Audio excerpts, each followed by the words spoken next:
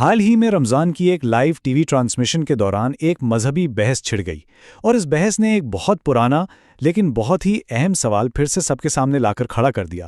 تو آئیے ذرا اس دلچسپ سوال کو اور اس کے پیچھے جو دلائل دیے جاتے ہیں انہیں سمجھنے کی کوشش کرتے ہیں۔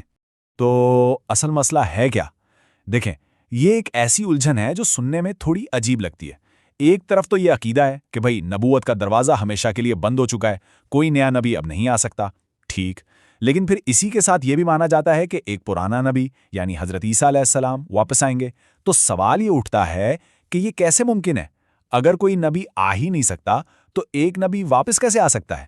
یہ سوال اکثر احمدیہ جماعت کی طرف سے اٹھایا جاتا ہے، اور ہوا یہ کہ سما ٹی وی کے اس لائیو ٹرانسمیشن میں یہ سوال سیدھا ملک کے بڑے بڑے علماء سے پوچھ لیا گیا، لیکن کہا یہ جاتا ہے کہ وہاں اس وقت باتوں اور دعووں کے علاوہ کوئی ٹھوس کوئی دلیل کے ساتھ جواب نہیں مل سکا۔ چلیں اس پوری بحث کو سمجھنے کے لیے پہلے اس بنیاد کو دیکھتے ہیں جہاں سے یہ سارا مسئلہ شروع ہوتا ہے۔ جو مرکزی اسلامی موقف ہے نا، اس کے دو بنیادی عقیدے ہیں۔ پہلا اور سب سے اہم عقیدہ تو ہے ختم نبوت کا۔ اس کی بنیاد ہے قرآن کی اس آیت پر، سورہ الاحزاب کی آیت 40، جس میں اللہ تعالیٰ نے صاف فرما دیا کہ حضرت محمد صلی اللہ علیہ وسلم خاتم النبیین ہے، یعنی نبیوں کی مہر، آخری نبی۔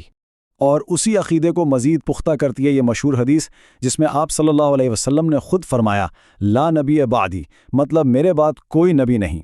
تو یہ آیت اور یہ حدیث یہی روایتی موقف کی اصل بنیاد ہیں۔ اچھا، تو ان دونوں دلائل کی روشنی میں جو ایک عام تشریح کی جاتی ہے وہ کیا ہے؟ وہ یہ ہے کہ دیکھیں، پابندی کسی نئے نبی کے آنے پر ہے، کوئی نیا شخص نبی بن کر نہیں آ سکتا۔ لیکن حضرت عیسیٰ تو پرانے نبی ہیں، تو ان کے واپس آنے پر یہ پابندی لاگو نہیں ہوتی۔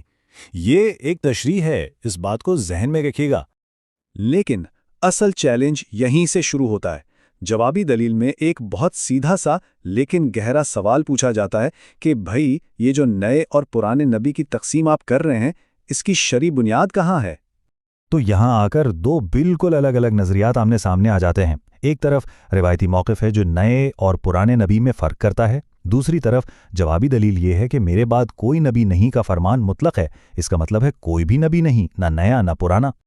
اور اب یہاں پر اسلامی قانون کا ایک بہت بنیادی اصول سامنے آتا ہے۔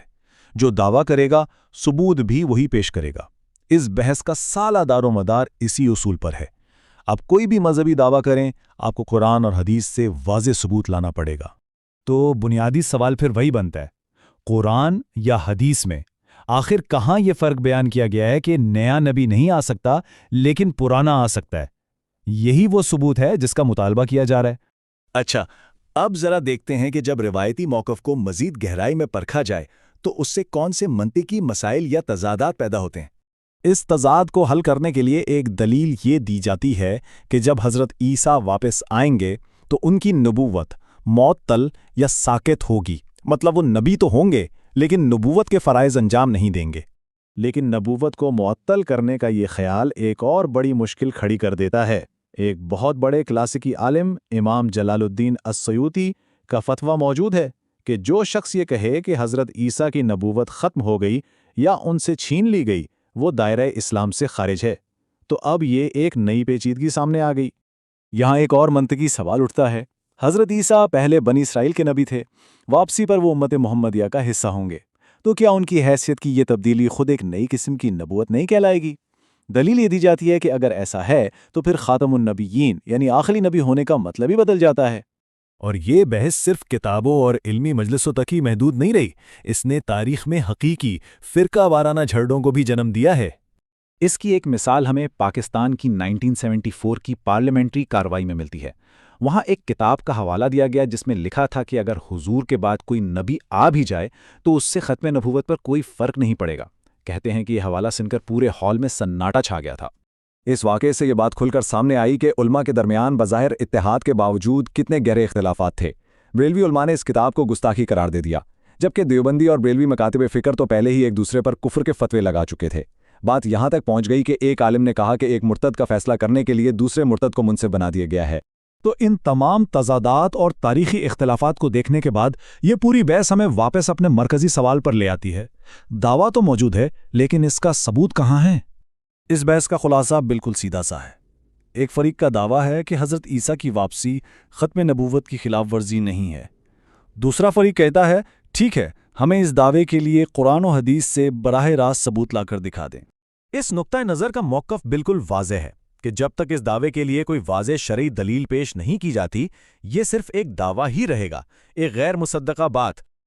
اور آخر میں یہی سوال باقی رہ جاتا ہے، کیا اس علمی چیلنج کا جواب دلائل اور ثبوتوں سے دیا جائے گا یا پھر ہمیشہ کی طرح الزامات اور فتووں کا سہارا لیا جائے گا؟ یہ وہ سوال ہے جو اس پوری بحث کا مستقبل طے کرے گا۔